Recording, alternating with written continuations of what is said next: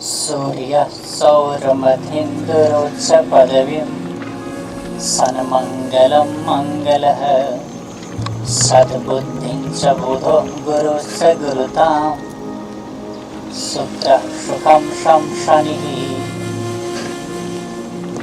राहुर्बाहुबलं करोतु सततं केतुः कुलस्योन्नतिं नित्यं प्रीतिकरा भवन्तु मम ते सर्वेऽनुकूलाग्रहाः। नमो नमः। अहं रोहणः।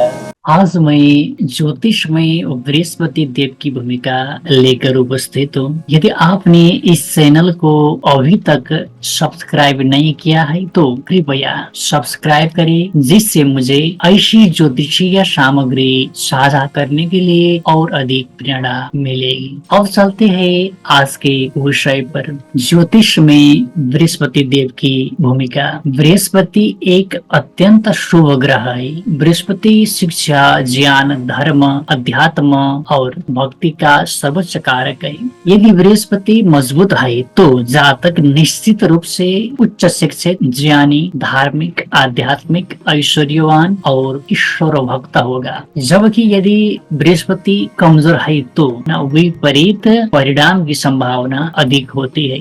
हमारे शरीर में बृहस्पति लीवर और बड़ी आंत का प्रतिनिधित्व करता है। यदि बृहस्पति अशुभ हो तो जातक को ये अंग संबंधी रोग हो सकता है। इसी प्रकार सकारात्मक बृहस्पति वाला व्यक्ति शांत, कर्तव्यनिष्ठ, नैतिक, विनम्र और कम बोलने वाला आदमी होता है। महिलाओं के लिए बृहस्पति पति का कारक भी होता है। यदि किसी महिला की कुंडली में बृहस्पति मजबूत और सकारात्मक है तो उसे पति से हमेशा सुख मिलने की संभावना बनी रहती है। यदि बृहस्पति और सूर्य के बीच मजबूत युति हो तो जातक एक धार्मिक राजा की तरह जीवन जीने में सक्षम होगा।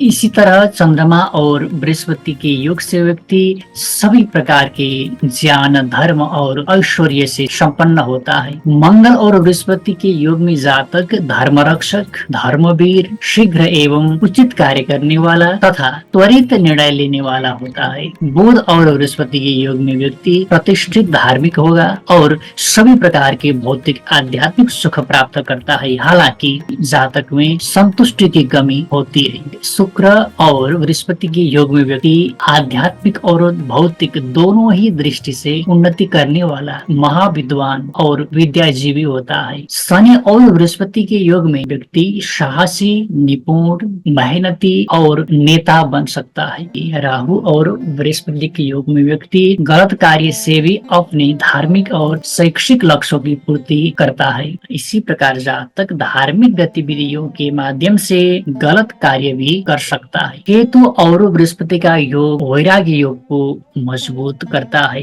बृहस्पति का रंग पीला है। बृहस्पति को प्रसन्न करने के लिए मन, वचन, कर्म, आहार, विहार आदि में सात्विकता अपनाना आवश्यक है। इसी प्रकार ईश्वर की भक्ति, गुरु की सेवा, सदाचारी ब्राह्मणों की सेवा, धार्मिक कार्यों आदि से बृहस्पति को संतुष्ट किया जा सकता है। कहा जाता है कि बृहस्पति की कृपा पाने के लिए जन्म जन्म के शुभ कर्मों का होना जरूरी है। बृहस्पति कर्क, धनु और मीन राशि में सबसे अधिक सकारात्मक होता है और मकर राशि में सबसे अधिक नकारात्मक हो जाता है। इसी प्रकार बृहस्पति पहले, दूसरे, चौथे, पांचवें, सातवें, नौवें, 10वें और 11वें भाव में सकारात्मक ही रहता है, जिसमें प्रथम भाव सर्वोत्तम होता है। इसी प्रकार बृहस्पति नवम, पंचम तथा एकादश भाव में भी अत्यंत शुभ फल देता है। केंद्र और त्रिकोण अर्थात प्रथम, चतुर्थ,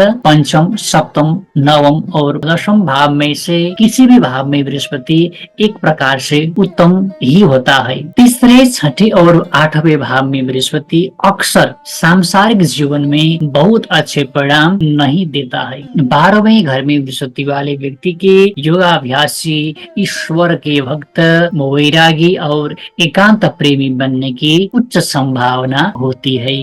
बृहस्पति देव सभी को ज्ञान, भक्ति और मोक्ष प्रदान करे। आज के लिए जाने की अनुमति मांग रहा हूँ। अगले एपिसोड में शुक्रदेव पर चर्चा करने का वादा करता हूँ। नमो नमः।